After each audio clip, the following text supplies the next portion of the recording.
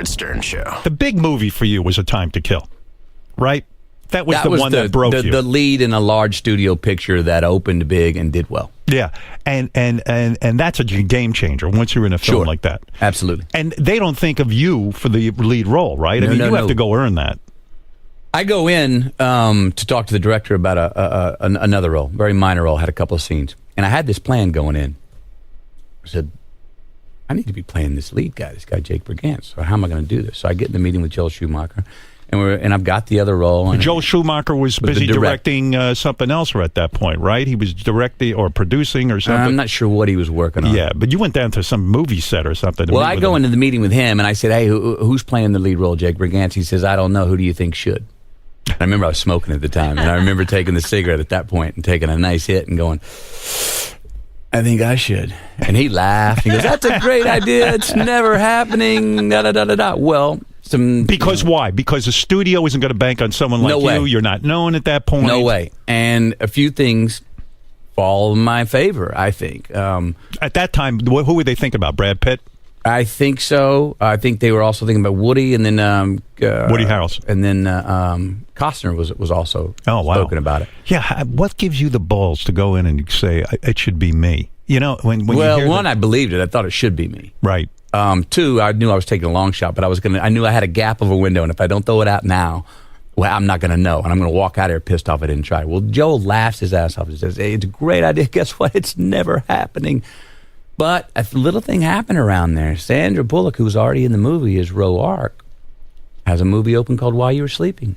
It opens big. All of a sudden, she can greenlight a movie. Right. But that takes a little pressure off. Well, maybe we can look around for somebody new for this role. Because you're saying, in other words, in the movies, if you have a big star like Sandra Bullock who's broken a movie, that maybe we don't need another guy. We could bring somebody new. There's leverage that comes with that. There's box office leverage when they're running their numbers and what have you. So we've got a lead role, and John Grisham gets approval of that role. Right.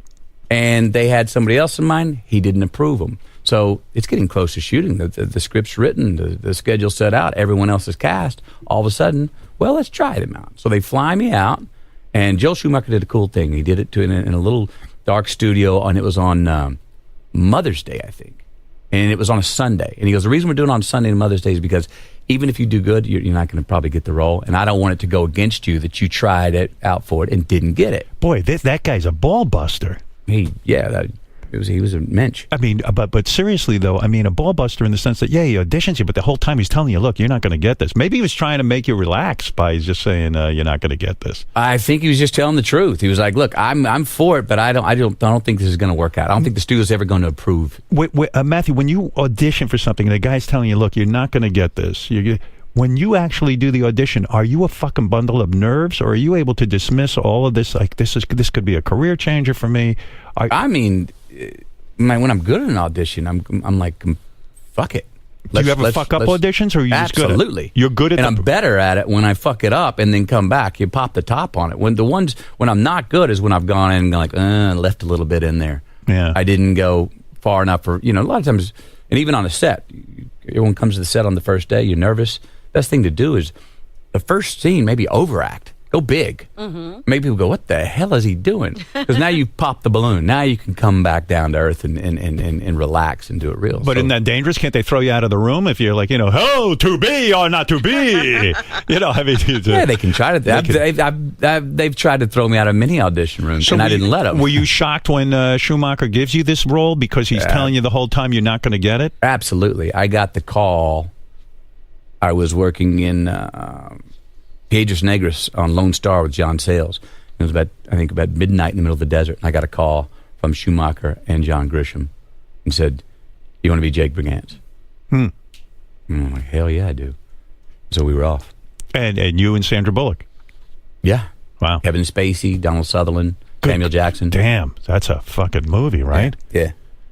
And these movies are like, especially when you first get into it, it's so goddamn exciting and romantic.